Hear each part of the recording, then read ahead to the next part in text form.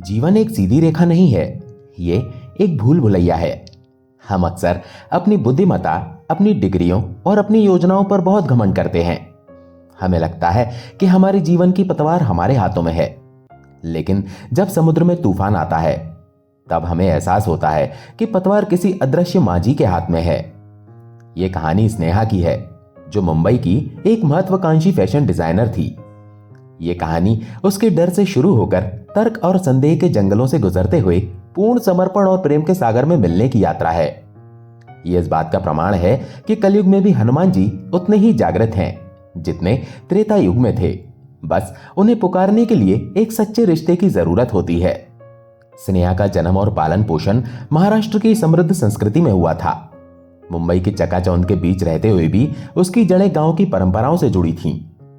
बचपन की यादें अक्सर धुंधली होती हैं, लेकिन कुछ तस्वीरें मन पर अमिट छाप छोड़ जाती हैं। स्नेहा के लिए वो तस्वीर थी गांव का मारुति मंदिर। जब भी छुट्टियों में या परिवार की किसी शादी में वो गांव जाती, वहां का माहौल अलग होता था। ढोल ताशे की गूंज, हल्दी का रंग और उत्सव का उल्लास। वहां एक रस्म थी जिसका पालन सख्ती से किया जाता था।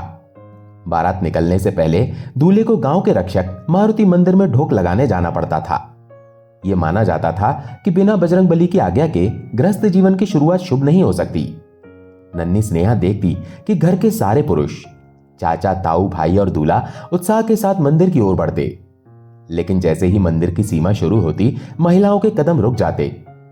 उसे याद था कि उसकी दादी या मां उसका हाथ कसकर पकड़ लेती थी और कहती थी, बस यहीं रुक जाओ, हम आगे नहीं जा सकते। वो मंदिर से लगभग 200 मीटर दूर खड़ी होकर अपने पैर के पंजों पर उचक उचक कर उस नारंगी सिंदूर वाली भव्य मूर्ति को देखने की कोशिश करती। मन में हजारों सवाल होते। हम आगे क्यों नहीं जा सकते? क्या हनुमान जी लड़कियों को पसंद नहीं करते? क्या मेरी परछाई पड़ने से वो नाराज हो जाएंगे? बड़ों का जवाब हमेशा एक डर पैदा करता था। बेटा, हनुमान जी ब्रह्मचारी हैं, स्त्रियां उनकी मूर्ति को स्पर्श नहीं कर सकती। अगर हमने नियम तोड़ा तो अनर्थ हो जाएगा। यह अनर्थ शब्द स्नेहा के बाल मन में गहरे बैठ गया। हनुमान जी उसके लिए प्रेम के देवता नहीं, बल्कि भय और अनुशासन के देवता बन गए थे। उसे लगता था कि वे बहुत शक्तिशाली हैं, लेकिन वे अप्रोचेबल नहीं हैं। वे दूर से दंडवत करने योग्य हैं, लेकिन सका भाव से मिलने योग्य नहीं। ये दूरी उसके अवचेतन मन में वर्षों तक बनी रही। समय का पहिया घूमा, स्नेहा बड़ी हुई, स्कूल से कॉलेज पहुंची और फैशन डिजाइनिंग की रंगीन दुनिया में कदम रखा। लेकिन यौवन के साथ साथ जीवन की चुनौतियां भी दस्तक देने लगीं। कैरियर की चिंता, भविष्य की अनिश्चितता और व्यक्तिगत जीवन में उथल पुथल ने उसे घेर लिया। स्नेहा की मां, जो अपनी बेटी की उदासी देख नहीं पा रही थी, वो उसे एक प्रतिष्ठित ज्योतिषी के पास ले गईं। हमारे समाज में जब तर्क काम करना बंद कर देता है तो हम ग्रहों की शरण में जाते हैं।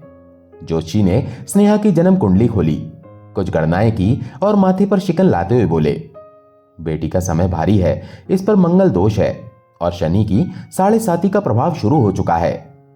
मां ने घबराहट में पूछा, उपाय क्या है पंडित जी? पंडित जी ने निर्णय सुनाया, एक ही उपाय है, संकट मोचन। इसे हर शनिवार हनुमान मंदिर जाना होगा और हनुमान चालीसा का पाठ करना होगा। स्नेहा के मन में बचपन का डर जाग उठा। उसने धीरे से पूछा, लेकिन मैं मंदिर कैसे जाऊं? क्या यह सही होगा? पंडित जी ने कहा, मंदिर के गर्भगृह में मत जाना, बाहर प्रांगण में खड़े होकर या बैठकर पाठ करना, दर्शन दूर से ही करना। इस प्रकार स्नेहा की तथाकथित भक्ति की शुरुआत हुई। लेकिन यह भक्ति प्रेम से नहीं, बल्कि डर से जन्मी थी। यह एक सौदा था। हे भगवान, मैं चालीसा पढ़ रही हूं, बदले में आप मेरी 7.5 के प्रभाव को कम कर दो। अगले 3 साल तक स्नेहा का यही नियम रहा। हर शनिवार वो मंदिर जाती, वहां अन्य महिलाओं को बेधड़क मंदिर के अंदर जाते देखती, लेकिन खुद को रोक लेती। वो सीढ़ियों के पास खड़ी होती, जल्दी जल्दी हनुमान चालीसा बुदबुदाती और भाग खड़ी होती। उसे हमेशा लगता कि कहीं गलती से मूर्ति से आंखें मिल गईं या हवा के झोंके से उसकी चुन्नी अंदर उड़ गई तो कुछ बुरा हो जाएगा। वो ये नहीं जानती थी कि जिसे वो खतरे के रूप में देख रही थी, वो वास्तव में उसकी सुरक्षा कर रहे थे। उन वर्षों में भले ही उसके जीवन में कोई बड़ा चमत्कार नहीं हुआ, लेकिन कोई बड़ी अनहोनी भी नहीं हुई। हनुमान जी ने उसे उस दौर में भी संभाला जब वो उनसे डरती थी। ये उनकी करुणा थी जिसे वो उस वक्त समझ नहीं पाई।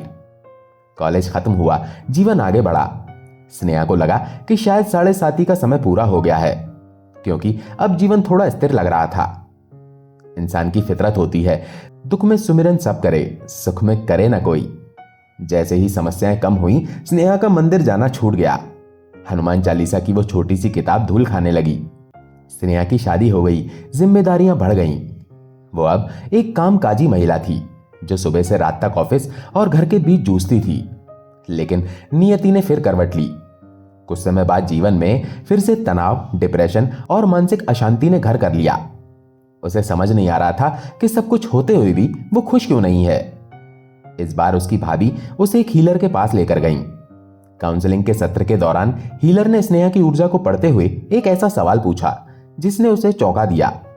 स्नेहा, तुमने हनुमान चालीसा पढ़ना क्यों छोड़ दिया? स्नेहा स्तब्ध रह गई। उसने तो इस बारे में किसी से बात नहीं की थी। उसने रक्षात्मक मुद्रा में कहा, जी वो समय नहीं मिलता।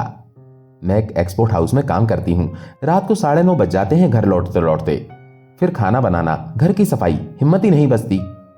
हीलर ने उसकी आंखों में देखते हुए कहा, यह बहाना है। अगर तुम बैठकर पूजा नहीं कर सकती तो अपनी दिनचर्या के बीच में करो। जब तुम नहाकर तैयार होती हो तब करो, जब किचन में होती हो तब करो। लेकिन कल से तुम्हें हर रोज 11 बार हनुमान चालीसा का पाठ करना है। यह तुम्हारे लिए ऑक्सीजन की तरह जरूरी है। स्नेहा के पास कोई विकल्प नहीं था। उसने अगले दिन से ही यह नियम बना लिया। सुबह तैयार होते वक्त वो मोबाइल पर हनुमान चालीसा लगा देती। मेकअप करते हुए, बाल बनाते हुए वो उन चौपाइयों को सुनती। उसे पाठ याद नहीं था, इसलिए वो साथ साथ नहीं बोल पाती थी, बस सुनती थी। अनजाने में ही सही, हनुमान चालीसा के शब्द उसके अवचेतन मन में उतरने लगे। उन दिनों स्नेहा लॉ ऑफ अट्रैक्शन और मैनिफेस्टेशन की तकनीकों में बहुत रुचि ले रही थी। उसका सपना था कि उसे एक मल्टीनेशनल कंपनी में अच्छी सैलरी वाली नौकरी मिले। उसने यूट्यूब पर देखा था कि कैसे अपनी इच्छाओं को कागज पर लिखकर और विजुअलाइज करके सच किया जा सकता है। उसने एक 45 दिनों का अनुष्ठान शुरू किया। वो अपनी डायरी में लिखती, मैं एक स्पेनिश फैशन ब्रांड में काम कर रही हूं। मेरी सैलरी एक निश्चित रकम है। मैं बहुत खुश हूं। विजुअलाइजेशन के लिए लोग अक्सर मेडिटेशन म्यूजिक का इस्तेमाल करते हैं, लेकिन स्नेहा कुछ अलग करती थी। वो धीमी आवाज में हनुमान अष्टक सुनती थी, क्योंकि उसमें एक अलग ही ऊर्जा थी। और विजुअलाइजेशन खत्म करने के बाद वो अपनी डायरी बंद करती और नियम के अनुसार हनुमान चालीसा सुनती। यह प्रक्रिया 45 दिनों तक चली। उसके बाद उसने सब कुछ ब्रह्मांड पर छोड़ दिया। लगभग 5-6 महीने बीत गए। एक दिन अचानक उसका फोन बजा। दूसरी तरफ दिल्ली स्थित एक बड़ी स्पेनिश कंपनी की एचआर थी। स्नेहा, हमने आपका पोर्टफोलियो देखा है। हम आपको इंटरव्यू के लिए शॉर्टलिस्ट करना चाहते हैं। स्नेहा को विश्वास नहीं हुआ। यह वही कंपनी थी जिसके बारे में उसने सोचा था। इंटरव्यू की प्रक्रिया लंबी थी, कुल 5 राउंड। पहले 2 राउंड भारतीय टीम के साथ हुए, फिर 3 राउंड स्पेन के हेडक्वार्टर के साथ वीडियो कॉन्फ्रेंसिंग पर। हैरानी की बात यह थी कि स्नेहा को जरा भी घबराहट नहीं हुई। सब कुछ इतना सहज रहा जैसे कोई उसके लिए रास्ता बना रहा हो। जब फाइनल ऑफर लेटर आया तो स्नेहा की आंखें फटी रह गईं।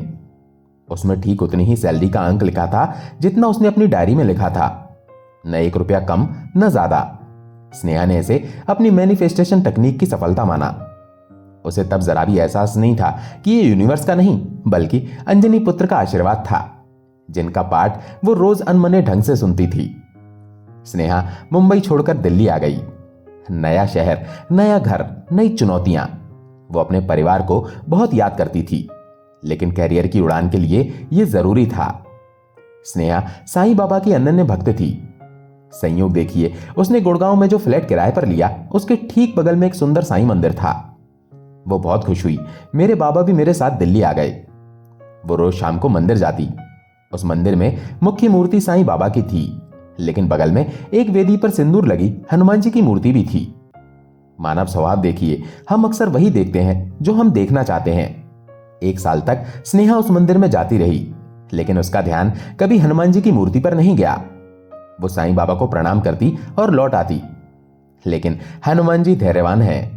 वे अपने भक्त के जागने का इंतजार करते हैं। स्नेहा आध्यात्मिक वीडियो बहुत देखती थी। एक दिन उसने एक प्रवचन सुना, यदि आप किसी देवता की पूजा सच्चे दिल से करते हैं लेकिन वे आपके इष्ट नहीं है, तो वे देवता ईर्ष्या नहीं करते, वे आपका हाथ पकड़कर आपको आपके वास्तविक इष्टदेव तक पहुंचा देते हैं। यह वाक्य स्नेहा के दिल में तीर की तरह लगा। उसे महसूस हुआ कि साईं बाबा ही उसे इशारा कर रहे हैं। अगली बार जब वो मंदिर गई तो उसकी नजरें अनायास ही उस सिंदूर वाली मूर्ति पर टिक गईं। उसे एक अजीब सा खिंचाव महसूस हुआ। उसने घर पर एक नया नियम शुरू किया, शाम को धूप जलाते समय हनुमान चालीसा पढ़ना। एक शाम एक चमत्कार हुआ।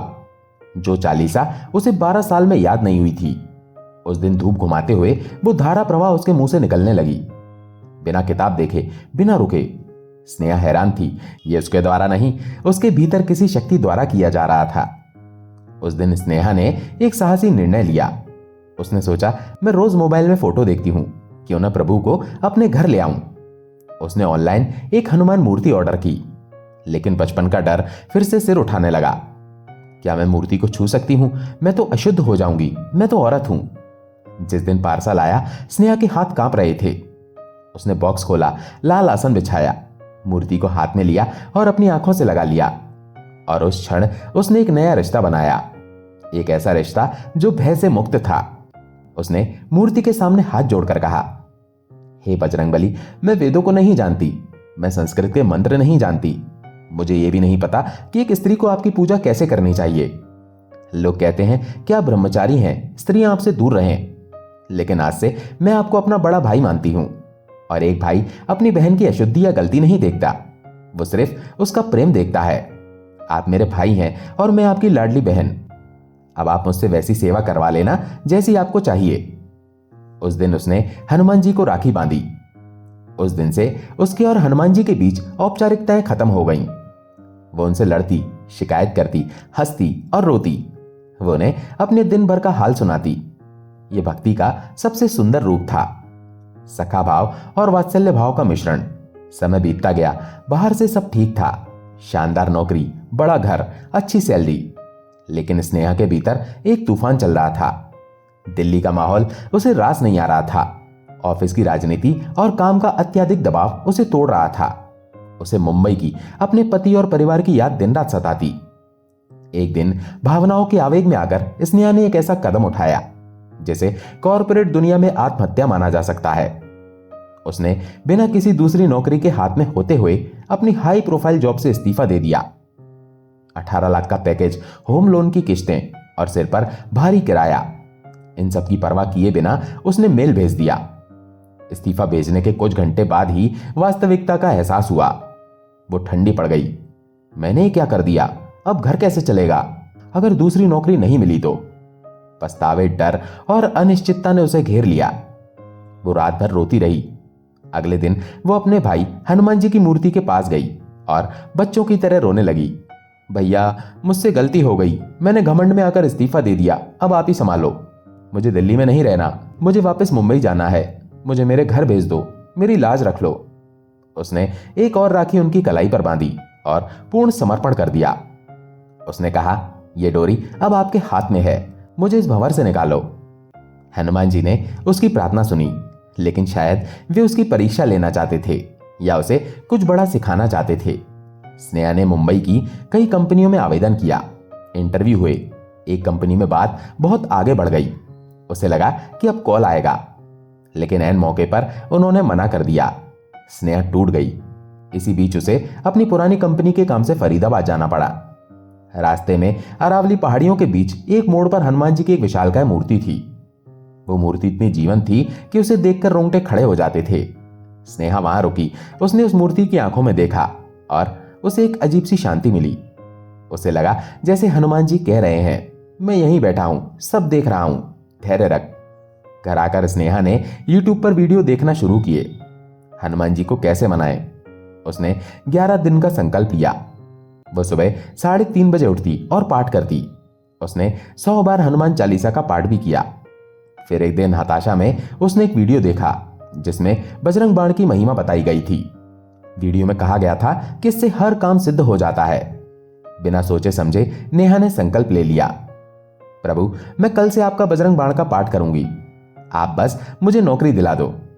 लेकिन शास्त्रों और संतों का मत है कि बजरंग बाण का प्रयोग छोटी मोटी इच्छाओं के लिए नहीं करना चाहिए, क्योंकि इसमें हनुमान जी को उनके प्रभु श्री राम की सौगंध दी जाती है। ये ब्रह्मास्त्र जैसा है। संकल्प के 8वें दिन कुछ ऐसा हुआ जो स्नेहा के साथ पहले कभी नहीं हुआ था। उसे समय से पहले मासिक धर्म आ गए। उसका शरीर अशुद्ध हो गया और संकल्प खंडित हो गया। वो बुरी तरह घबरा गई। उसे लगा कि हनुमान जी उससे नाराज हो गए हैं। वो हाथ जोड़कर रोने लगी और गिड़गिड़ाने लगी, भैया मुझे माफ कर दो, मुझसे गलती हो गई, मैंने हठ किया, मैं अब बजरंग बाण नहीं पढ़ूंगी, पर मुझे बता दो कि मैं क्या करूं, मेरी पूजा में क्या कमी है। उस रात स्नेहा रोते रोते सोई। सुबह करीब 3:45 बजे उसे एक सपना आया। सपने में चारों तरफ घुप अंधेरा था, शून्य जैसा। उस अंधेरे के बीचों बीच एक सफेद उज्जवल रोशनी, जैसे ट्यूबलाइट की रोशनी होती है, में बड़े बड़े अक्षरों में लिखा था राम। बस इतना ही, न कोई मूर्ति न कोई चेहरा, सिर्फ राम नाम। स्नेहा की आंख खुली। वो पसीने से तर थी। उसे कुछ समझ नहीं आया। वो फिर सो गई। अगली सुबह जब वो अपनी पूजा कर रही थी और विष्णु सहस्त्र नाम सुन रही थी, तो पाठ खत्म होते ही यूट्यूब पर अगला वीडियो अपने आप ऑटो प्ले पर चल पड़ा।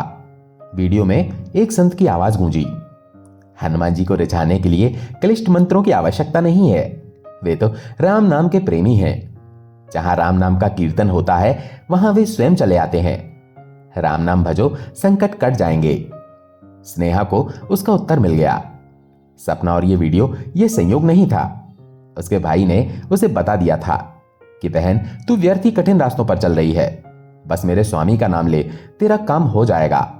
उस दिन के बाद स्नेहा ने सारी मांगे छोड़ दी। उसने जिद छोड़ दी। उसने बस राम राम जपना शुरू कर दिया। और उस विश्वास को पक्का करने के लिए हनुमान जी ने उसे साक्षात दर्शन भी दिए। एक सुबह पूजा करके जैसे ही स्नेहा ने अपनी बालकनी का दरवाजा खोला, वो हैरान रह गई। गुड़गांव की गगनचुंबी इमारत की 15वीं मंजिल पर उसकी बालकनी की मुंडेर पर 3 बंदर बैठे थे, एक नर, एक मादा और एक छोटा बच्चा, बिल्कुल एक सुखी परिवार की तरह। वे शांति से बैठे थे। स्नेहा की आंखों से आंसू बहने लगे। उसने धीरे से हाथ जोड़े और कांपती आवाज में कहा, जय श्री राम। नर बंदर ने पीछे मुड़कर उसकी आंखों में देखा। उस दृष्टि में कोई जंगलीपन नहीं था, एक अपनापन था। कुछ देर बाद वे चले गए। स्नेहा जान गई थी कि उसकी अर्जी दरबार में लग गई है, लेकिन कहानी अभी खत्म नहीं हुई थी। सोना आग में तपकर ही कुंदन बनता है। स्नेहा ने जिस मुंबई की कंपनी में उम्मीद लगाई थी, वहां बात नहीं बनी। दूसरी तरफ उसके फ्लैट का एग्रीमेंट खत्म हो रहा था। मकान मालिक ने घर खाली करने को कह दिया था। स्नेहा के सामने अब कोई रास्ता नहीं था। उसे दिल्ली एनसीआर में ही रहना पड़ा। उसने नोएडा में एक फ्लैट देखा और वहां शिफ्ट होने का फैसला किया। यह उसके लिए एक बहुत बड़ा जुआ था। उसके पास नौकरी नहीं थी, सेविंग्स खत्म हो रही थी। नोएडा के फ्लैट का ब्रोकरेज, सिक्योरिटी डिपॉजिट और शिफ्टिंग का खर्चा मिलाकर लगभग 60,000 रुपए खर्च हो गए। उसने मन को समझा लिया, शायद प्रभु की यही मर्जी है। अब मुझे 6 महीने या 1 साल यहीं नोएडा में रहना होगा। मुंबई जाना मेरे भाग्य में नहीं है। नोएडा शिफ्ट होने से एक दिन पहले वो आखिरी बार अपने पुराने साईं मंदिर गई। उसका दिल भारी था। उसने हनुमान जी के सामने माथा टेका और कहा, प्रभु मैंने बहुत हाथ पैर मारे, लेकिन आप नहीं चाहते कि मैं मुंबई जाऊं। ठीक है, मैं आपकी मर्जी स्वीकार करती हूं। मैं कल नोएडा जा रही हूं। वहां कोई मंदिर पास नहीं है। पता नहीं आपके दर्शन कैसे होंगे, पर आप मेरा साथ मत छोड़ना। जैसे ही वो मंदिर की सीढ़ियां उतरने लगी, वहां बैठी भजन मंडली के गायक ने माइक पर जयकारा लगाया, बोलिए राजा रामचंद्र भगवान की जय, पवन सुत हनुमान की जय। और फिर हनुमान चालीसा का संगीतमय पाठ शुरू हो गया। स्नेहा को लगा जैसे ये उसकी विदाई का संगीत है, जैसे हनुमान जी कह रहे हो, तू जा, मेरा आशीर्वाद तेरे साथ है। शुक्रवार को स्नेहा ने अपना सारा सामान पैक किया और नोएडा शिफ्ट हो गई। थकान और निराशा से उसका शरीर टूट रहा था। नए घर में सामान बिखरा पड़ा था। उसने सोचा, अब तो फंस गए, एग्रीमेंट साइन हो गया। अगर 6 महीने से पहले घर छोड़ती हूं तो डिपॉजिट का 1 रुपया भी वापस नहीं मिलेगा। अगली सुबह शनिवार का दिन था, हनुमान जी का दिन। सुबह 10 बजे स्नेहा का फोन बजा। स्क्रीन पर मुंबई का एसटीडी कोड चमक रहा था। दिल की धड़कन बढ़ गई। उसने फोन उठाया। हेलो हेलो स्नेहा, हम मुंबई की एक मुख्य फैशन कंपनी से बोल रहे हैं। आपका इंटरव्यू हमारे डायरेक्टर को बहुत पसंद आया था। हम आपको हेड ऑफ डिजाइन की पोजीशन ऑफर करना चाहते हैं। स्नेहा के हाथ से मोबाइल छूटते छूटते बचा। क्या? जी हां, और हम आपको आपके पिछले पैकेज से भी बेहतर सैलरी दे रहे हैं। हमें आपको अर्जेंटली ज्वाइन करवाना है, क्या आप मुंबई आ सकती हैं? स्नेहा की आंखों से आंसुओं की धारा बह निकली। खुशी के साथ साथ एक जबरदस्त झटका भी लगा। हे भगवान, ये क्या लीला है। अगर ये फोन एक दिन पहले आ जाता तो मेरे 60,000 रुपए बच जाते। मैं नोएडा शिफ्ट ही क्यों होती। अब मैं क्या करूं? उसने फोन रखा और अपने मंदिर में गई। भैया, ये कैसा खेल है? आपने मुझे वो दिया जो मुझे चाहिए था, लेकिन तब दिया जब मैं लुट चुकी हूं। अब ये ब्रोकर और मकान मालिक मुझे पैसे वापस नहीं देंगे। दुनिया बहुत जालिम है। एग्रीमेंट तोड़ना मतलब पैसे गंवाना। वो रोते हुए ब्रोकर के ऑफिस की तरफ भागी। रास्ते पर वो राम नाम का जाप करती रही। वो ब्रोकर के पास पहुंची। उसकी सांसें फूल रही थीं। उसने ब्रोकर से कहा, भैया, एक चमत्कार हुआ है। मुझे मुंबई से नौकरी का कॉल आया है। मुझे वापस जाना है। मैं जानती हूं कि मैंने कल ही चाबी ली है, लेकिन क्या कुछ हो सकता है? आमतौर पर दिल्ली एनसीआर के ब्रोकर और मकान मालिक ऐसे मामलों में बहुत कठोर होते हैं। नियम तो नियम है, लेकिन उस दिन उस कमरे में तीसरा कोई मौजूद था, अदृश्य रूप में। ब्रोकर ने स्नेहा के चेहरे को देखा। उसने मकान मालिक को फोन लगाया। 2 मिनट बात की। ब्रोकर ने फोन रखा और मुस्कुराते हुए कहा, मैडम, आप चिंता मत करो, मकान मालिक बहुत अच्छे इंसान हैं। उन्होंने कहा है कि बेटी का कैरियर जरूरी है। आप बस उन 2 दिनों का किराया दे दो जितने दिन आप रही हो। बाकी आपका पूरा सिक्योरिटी डिपॉजिट, एडवांस रेंट और यहां तक कि मेरी ब्रोकरेज फीस भी सब आपको वापस मिल जाएगा। स्नेहा को अपने कानों पर विश्वास नहीं हुआ। क्या ऐसा भी होता है? उसने आसमान की ओर देखा और हाथ जोड़ लिए। उसे समझ आ गया था कि यह कोई मानवीय दया नहीं थी, ये उसके भाई का प्रभाव था। उन्होंने न केवल उसे मनचाही नौकरी दी, मुंबई वापस भेजा, बल्कि उसका 1 रुपया भी नुकसान नहीं होने दिया। आज स्नेहा मुंबई में है, अपने परिवार के साथ खुश है। उसकी नौकरी शानदार चल रही है, लेकिन इस पूरी यात्रा ने उसे बदल दिया है। अब वो जानती है कि हम भगवान से अपनी घड़ी के हिसाब से मांगते हैं, लेकिन वे अपनी घड़ी के हिसाब से देते हैं और उनकी टाइमिंग कभी गलत नहीं होती। भगवान से डरने की जरूरत नहीं है। उन्हें भाई, सखा या पिता बना लो। वे प्यार के भूखे हैं, विधि विधान के नहीं। जब सारे रास्ते बंद हो जाएं, जब कोई मंत्र काम ना आए, तो बस राम नाम का सहारा लो। यह सबसे बड़ी चाबी है। स्नेहा आज भी जब सुबह ऑफिस के लिए निकलती है तो अपने पर्स में हनुमान जी की एक छोटी फोटो रखती है। वो जानती है कि दुनिया की भीड़ में, कॉरपोरेट के जंगल में वो अकेली नहीं है। उसका बड़ा भाई उसका रक्षक ढाल बनकर उसके साथ चलता है। दोस्तों, आशा है ये कहानी आपको पसंद आई होगी। अगर पसंद आई हो तो वीडियो को लाइक करके कमेंट में जय श्री राम, जय हनुमान जरूर लिखें। चैनल पर अगर पहली बार आए हैं तो चैनल को सब्सक्राइब जरूर करें। जय श्री राम, जय हनुमान।